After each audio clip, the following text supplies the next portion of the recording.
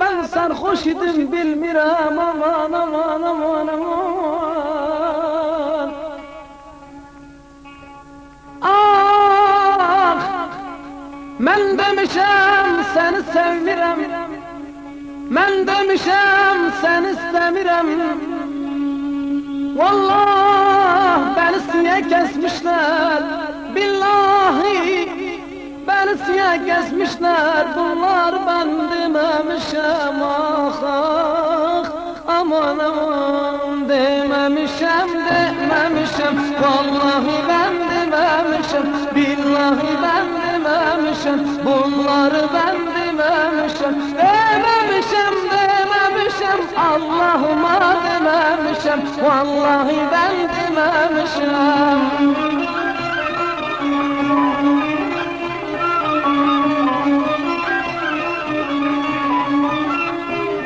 Bu band Stüdyo Yalçın'da seslendirilmiş olup her hakkı mahfuzdur. Taklitlerinden sakınınız. Stüdyo Yalçın. Telefon 33 89 Elazığ.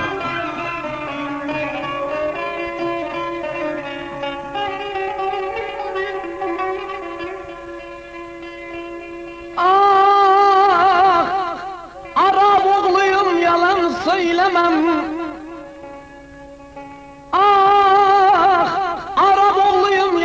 Söylemem, ben senden, gülüm ben senden başkasını sevemem. Ah aman ah.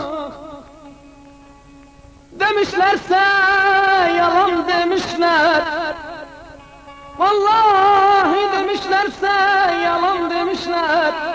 Dört kitap hakkı için ben seni sevmirem, ben seni istemirem dememişem. Ah